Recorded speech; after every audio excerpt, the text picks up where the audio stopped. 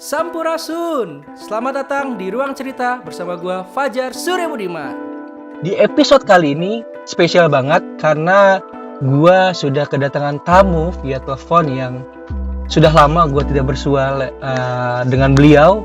Tapi hari ini di via telepon gua sudah tersambung dengan salah satu penyanyi yang sangat terkenal. Beliau ini kalau gua bilang adalah salah satu idola gua karena beliau ini salah satu top 6 Indonesian Idol 2004 dan yang paling membanggakan lagi adalah dia runner up Golden Memories Asia 2019. Siapa lagi kalau bukan Lucky Octavian. Hey, what's up? Apa kabar, Kak?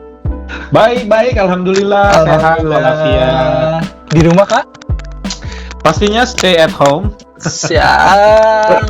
Sumpah kalau aku dengar suara Kak Lucky nih kalau misalkan di salah satu TV itu, suaranya ngebas tapi itu apa ya? Sangat menenangkan. Karena lagi ngeditin konser Kak Lucky ya. Bisa aja ente. Bisa aja. Aduh, Kak, sebelumnya terima kasih banget udah mau gabung di podcast Ruang Cerita.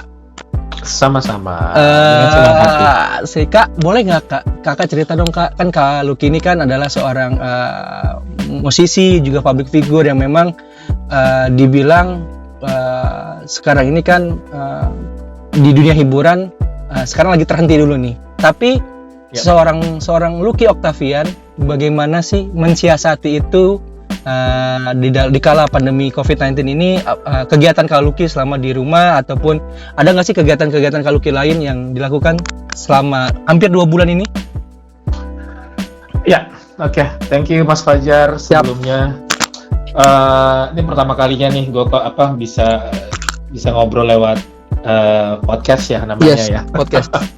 Gue tuh sebenarnya gaptek ya. Gue tuh nggak terlalu tahu banyak sumber info apapun, tapi gue pernah dengar podcast ini. Cuman anyway, thank you so much udah mau ngobrol dan sharing tentang gue sebagai pekerja seni yang memang nggak hanya gue, tetapi semua mungkin ya seluruh dunia ya yang bergerak dalam bidang entertainment baik itu dari seorang penyanyi, aktor ya, pemain film apapun lah, semuanya. Jadi kalau gue bisa sharing di sini, dampaknya memang luar biasa sekali. Kita memang tidak ada tempat untuk, biasanya kan kalau gue nih penyanyi ngamen ya, ngamennya tuh Simatupang, Siang Malang, Tunggu Panggilan. Mau di Jakarta, luar kota, atau alhamdulillah dapat di luar negeri juga ada gitu kan. Lucky jadwal tanggal sini kosong nggak gitu? Ya iya kan, jadi memang ya kayak Simatupang, Siang Malam, Tunggu Panggilan gitu kan ya. Iya. Tapi belakangan ini semenjak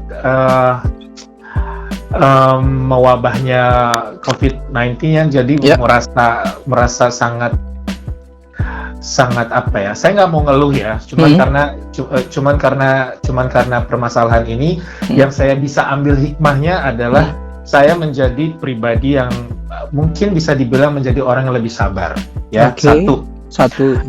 Kedua, saya menjadi orang yang lebih banyak kreativitasnya. Contohnya ya saya biasanya nggak pernah intens dalam melakukan kegiatan dalam dunia sosmed ya, paling cuma posting doang gitu kan ya. Tapi kali ini ya ada aja untuk menghibur diri dan menghibur teman-teman atau para fans yang memang kepingin ngelihat saya nyanyi ya. Kan ini banyak nih platform media yang sudah ada kayak TikTok, terus ya apapun lah hal yang serupa. Saya akhirnya mencoba untuk berkreasi dan mencoba menghibur masyarakat melalui wadah-wadah tersebut. Dan ketiga adalah saya menjadi orang yang lebih mempunyai produktivitas yang tinggi dari banyak hal ya. Maksudnya kayak mulai dari rutinitas hari-hari. Saya jadi orang yang lebih rajin, bangun pagi, tidur cepat. Saya melakukan aktivitas di dapur karena hobinya masak juga. Ya walaupun nggak sesering mungkin, tapi setidaknya adalah menyempatkan waktu untuk melampiaskan hobi saya selain bernyanyi gitu. Tapi sebelum itu jarang banget ya Kak masak atau apa gitu. Well actually saya sih sebenarnya memang kan dulu sekolah di perhotelan dan saya memang ngambil basicnya itu food and beverage, jadi saya lebih banyak belajar tentang apapun tentang masak gitu ya. Dan memang dari kecil saya juga udah diajarin sama nenek saya tuh masak gitu. Nah akhirnya waktu itu saya sekolah di sekolah menengah industri pariwisata dan saya mengambil jurusan perhotelan. Dan saya sempat magang di beberapa hotel-hotel di Jakarta. Saya sempat mencoba berbisnis online juga. Oh gitu ya? Kan? Iya. Wah. Cuma kan karena salah satunya Kak. Banyak ya. Dulu tuh saya sempat buka catering. Jadi teman saya punya jadi di kantornya itu kan kadang tuh kalau kerja di kantor ada kantinnya ya. Nah, kantinnya itu kadang kan orang pasti merasa bosan ya makanannya itu lagi riran terus ya. Ya, atau bahkan harganya lebih mahal. Jadi ada salah satu sahabat saya dulu yang tahu saya suka masak dan pintar masak menurut dia. Akhirnya dia bilang, lu mau nggak jualan di kantor gue? Cateringan deh nih. Awalnya sih dikit ya, cuman berapa orang gue nanya, cuma 10 orang. Well oke lah, kalau 10 orang gue masih bisa handle. Karena kalau udah ngambil dalam tahap skala yang besar porsinya atau jumlahnya, karena gue terdistract sama pekerjaan gue, main job gue adalah sebagai seorang pengamen gitu kan. Nah akhirnya karena sedikit jumlahnya pada saat itu, akhirnya gue mau memulai diri. Awalnya oke, lama-lama kok pada bilang enak, suka, dan harganya juga sangat relatif murah dan terjangkau. Akhirnya dari 10 packs akhirnya menjadi 20 packs, dari 20 packs 30 packs gitu kan. Dan akhirnya gue kewalahan, gue kerjaan sendiri, cuma dibantu sama pembantu gue waktu itu. Berdua lah ibaratnya. Terus tiba-tiba datang off air yang lumayan padat gitu kan. Sementara kalau prinsip gue seorang koki itu kalau udah pindah tangan pasti rasanya akan beda. Berbeda, benar. Nah jadi akhirnya gue memutuskan untuk meng-cut dan gue tidak menerima pesanan lagi. Gitu. Akhirnya ya udahlah, akhirnya nggak 100% gue lakuin gitu kan. Dan tiba-tiba kerjaan banyak, akhirnya gue lupain lagi dapur, gue lupain lagi pesanan. Jadi kayak teman-teman dekat aja, misalnya kayak mau pesen, Ki gue mau order ini dong. Paling 1, 2, 3 orang oke lah gitu kan. Nah akhirnya kemarin setelah gue jalanin lagi rutinitas sebagai seorang pengamen kesana kesini, kan ada tetap ya namanya juga kita penyanyi, ada masa-masa yang dimana nganggurnya gitu kan, nggak bisa diprediksi gitu. Benar. Nah pada saat gue lagi lumayan nganggur banyak, akhirnya gue mau mulai lagi bisnis jualan jengkol. Kenapa jengkol?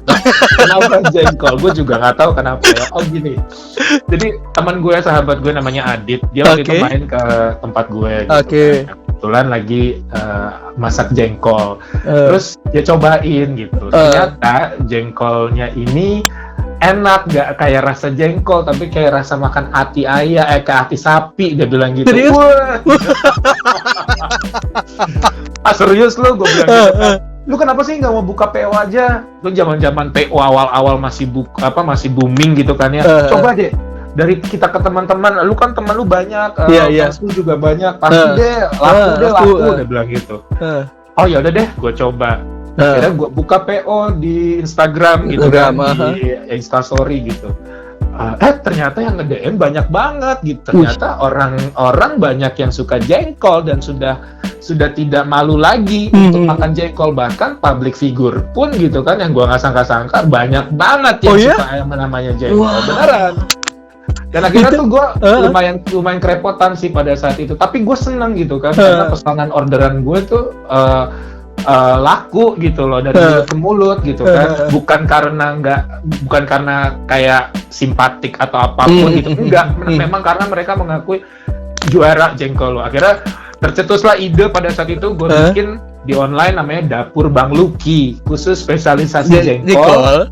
Tapi jengkolnya gue cuma bikin 2 rasa. Jengkol Love is in the air sama jengkol bumbu rujak. Wih.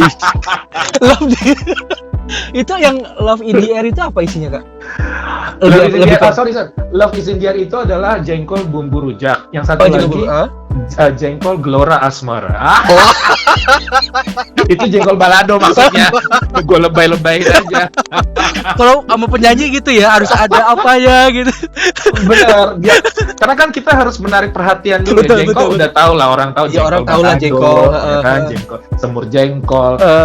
Karena gue berpikir apa ya kira-kira yang bisa orang penasaran dan pengen tahu ini jengkol gitu ya. Udah akhirnya spontan aja, lucu kali ya, Love is in the air terus Gelora Asmara gitu kan, walaupun beda bahasa ya. Tapi laku-laku aja gitu kan. Tapi sampai sekarang masih, Kak? Nah, bukan untungnya. Sampai sekarang di masa pandemik ini tadi gue berpikir juga ya untuk mengisi kekosongan gue. Kenapa gue nggak buka lagi? Gue buka open PO gitu ya. Jengkol Gelora Asmara. Benar, tapi ternyata kan gini ya, dalam kondisi seperti ini, akhirnya banyak orang juga yang beralih profesi untuk bagaimana menghasilkan uang. Iya, betul. Akhirnya mereka seperti membuka online pesanan makanan itu udah banyak sekali gitu kan. Baik yang orang kantoran, baik siapapun lah profesi, akhirnya banting setir untuk membuka orderan makanan. Saya berpikir ini makanan udah banyak banget, sampai akhirnya gue itu membuka free endorse buat siapapun yang sedang membuka usahanya, baik usaha kuliner atau apapun. Yuk, kalau gue mau bantu, gue akan promosiin lewat via Instagram story gue, dan gue akan dengan ikhlas membantu tanpa harus mengeluarkan biaya sepeser pun. Karena tujuan gue di sini adalah kita sama-sama saling support gitu kan ya. Dan dengan segala kepusingan orang yang sekarang terjadi gitu kan, bagaimana bisa menghasilkan uang. Kalau gue membuka PO lagi gitu kan ya, jengkol salah satu bahan yang sangat susah didapatkan memang di sekarang ini adalah jengkol. Karena gue jengkolnya tuh ngambilnya bener-bener yang bagus, dan gue ngambilnya dari langganan yang memang kemarin itu ada gitu kan. Tapi ini kan bulan puasa, gue juga gak mikir-mikir orang mau nggak ya pesen jengkol. gitu kan. Jadi gue berpikir ya udah deh, gue hanya stay di rumah aja, terus gue akan membantu dan mensupport siapapun teman-teman yang mau gue promosiin usaha online-nya. Yuk sini, kirimin aja makanan atau apapun, nanti gue akan promosiin lewat via Instagram gue gitu. Wih, mantap. Gimana? Seru kan? Nah, untuk episode kali ini dibagi 2 part ya. Part kedua kamu bisa saksikan setelah ini. Jangan kemana-mana.